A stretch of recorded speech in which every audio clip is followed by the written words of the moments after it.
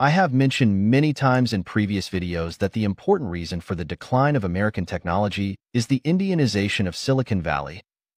Although my video has been recognized by most people, it has seriously offended the people of the Bharat Empire. Some Indians even said, "We Indian engineers support the entire American technology industry. Without us, the United States would have been finished long ago. We can dominate Silicon Valley because white people are too stupid and can't learn math well. They have copied my math homework since middle school." In this video, we will discuss in depth how Indians occupied American technology companies and what impact this has on the development of American technology and the Sino-US technology war. Let's first talk about the direct consequence of the Indianization of the American technology industry, which is that the United States has completely lost its absolute lead in Chinese technology. In terms of hardware innovation, the United States has been surpassed by China in almost all fields such as 5G communications, electric vehicles, power batteries, drones, robot dogs, robots, advanced fighter jets, and shipbuilding. Take the aircraft manufacturing industry as an example. Although Boeing and Lockheed Martin are still the world's top companies, they are facing many difficulties due to constant safety accidents, frequent crashes, and the sanctions imposed by China on rare earths, precious metals, and key components. The lack of substitutes has made it difficult. The Chinese not only designed and manufactured large commercial aircraft themselves and put them into operation, trying to catch up with Boeing.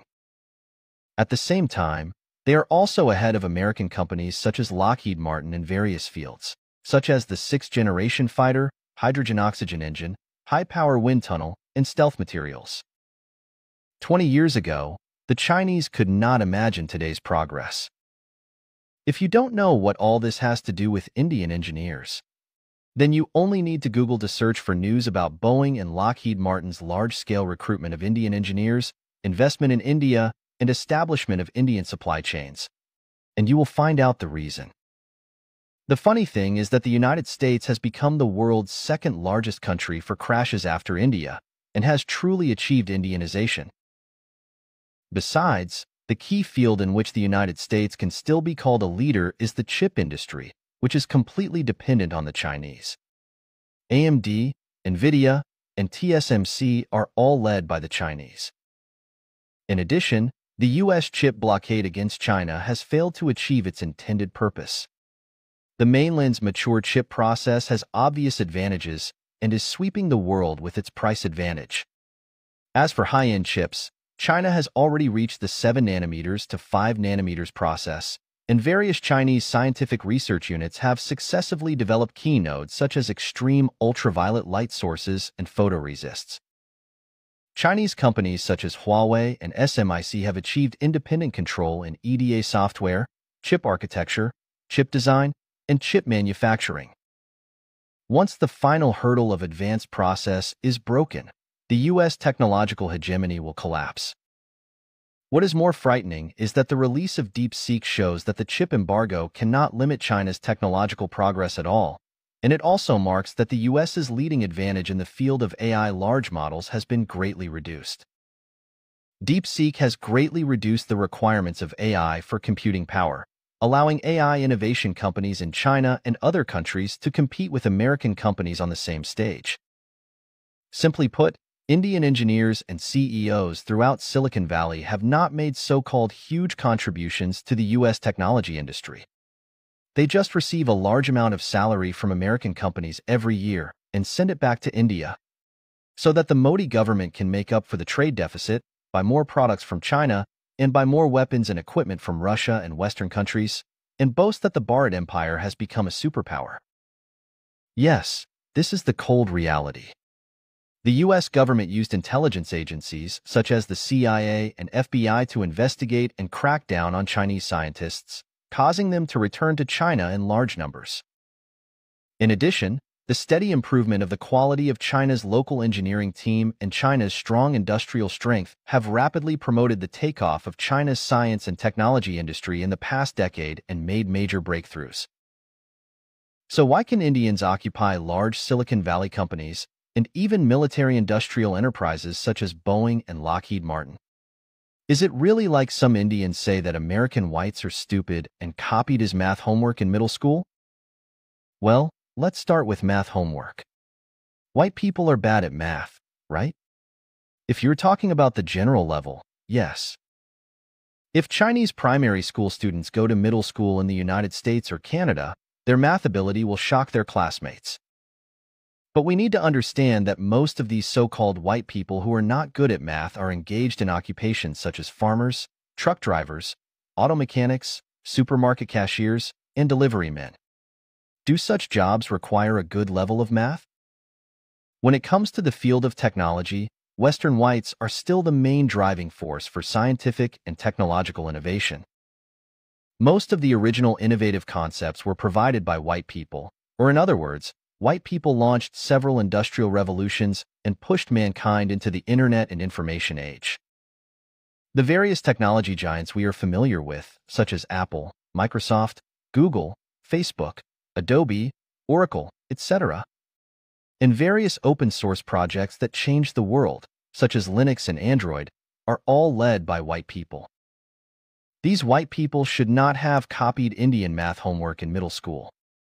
To put it more bluntly, the average IQ of Americans is about 98, which is slightly lower than China's 105, but much higher than the 76 points of Indians.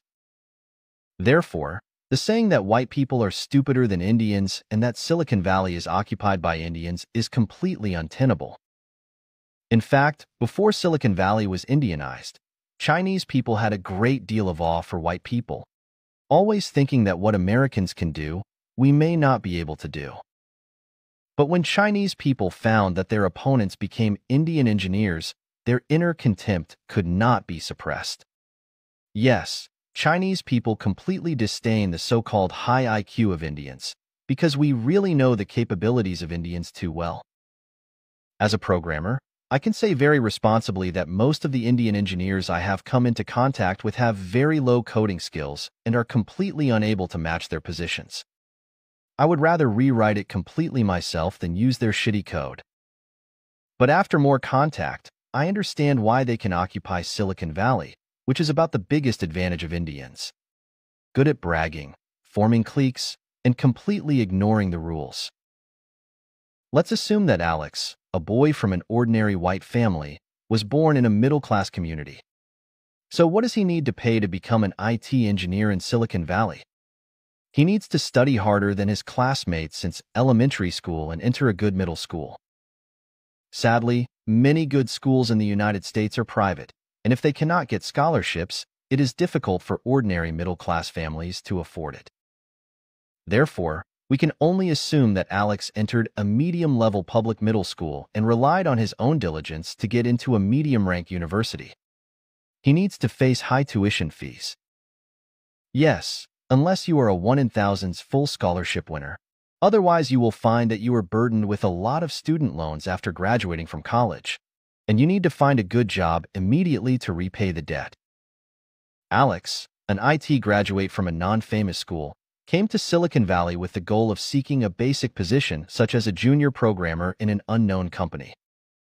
However, you find that the person interviewing you is an Indian who speaks curry English. He points fingers at your interview performance and then recruits another Indian who also speaks curry English. Because this Indian job seeker graduated from the famous Indian Institute of Technology. Alex returned to the apartment, and his self-confidence was greatly hit. He opened Google to search for IIT and found that it is a powerful existence that is more difficult to enter than MIT.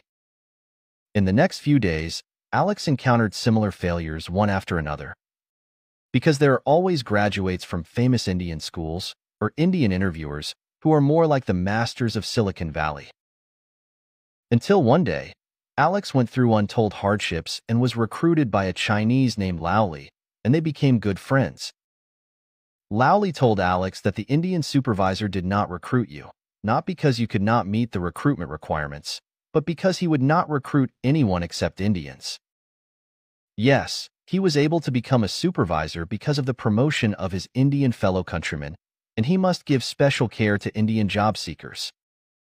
In this way, They will form a stable community of interests in this company and hollow out the company like parasites. If the company is lucky, financing or listing, they will make a fortune. If the company goes bankrupt, they can also get better resumes and enter other companies to continue this model. Indian engineers never feel sad for their company goes bankrupt, because they know that as long as they post a resume on LinkedIn, they will always be discovered by Indian managers and recruited to new companies. When talking about the prestigious university qualifications of Indian engineers, Lowley laughed and said, "This is just a fake degree they bought for $50. Most of these people are not competent for the job, but they are very good at flattering, stealing the fruits of their colleagues' labor, and shirking responsibility when the project fails. More importantly, no matter how badly they do, there will always be an Indian manager to protect them." The entire Silicon Valley is Indianized. Whites and other Asians need to adapt to this new era. Alex asked Lowley, "But there are indeed many IIT graduates, and their academic qualifications are real." Lowley asked in return, "Since the Indian Institute of Technology is so excellent, its dozens of branches train a large number of engineers every year. Why doesn't India have a well-known IT company, and India is at the bottom of the industrial chain in the global division of labor system?" It's very simple. The excellence of IIT is boasted by the Indians themselves. It has indeed trained some excellent talents, but the proportion is surprisingly low. Compared with China, which also has a population of 1.4 billion, there are well-known software such as TikTok, WeChat, CapCut, Shein, Temu, Rednote, DeepSeek, and well-known hardware companies such as Huawei, BYD, DJI, and Unitree. What does India have? They can't even build their own country well, so how can they build the United States well? What major contributions have Indian engineers or CEOs made to Silicon Valley? I want to ask, compared with their huge number, can anyone list their achievements? Lowley continued to tell Alex that the cost of American college is too high, so they choose majors such as finance, lawyers, and doctors, and make money quickly after graduation. The opportunity cost of them going to Silicon Valley to be IT engineers is too high. Because India has 1.4 billion people, and there will be a large number of IT graduates every year, and India itself cannot provide enough jobs.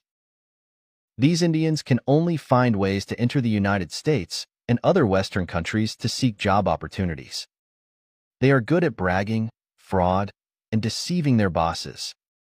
They form gangs and push Indians to become supervisors, compete unfairly, recruit more Indians, and form a stable community of interests. This kind of competition that ignores ethics and rules makes Indians invincible in the workplace, resulting in a large number of white and Chinese people with real technical capabilities being marginalized. Chinese engineers can return to China to build their own country, but poor white engineers are the biggest victims. Yes, I am actually reluctant to make videos longer than 10 minutes because it will make me very tired and affect other work. But I have to tell a story to explain how Indians occupied Silicon Valley through unfair competition.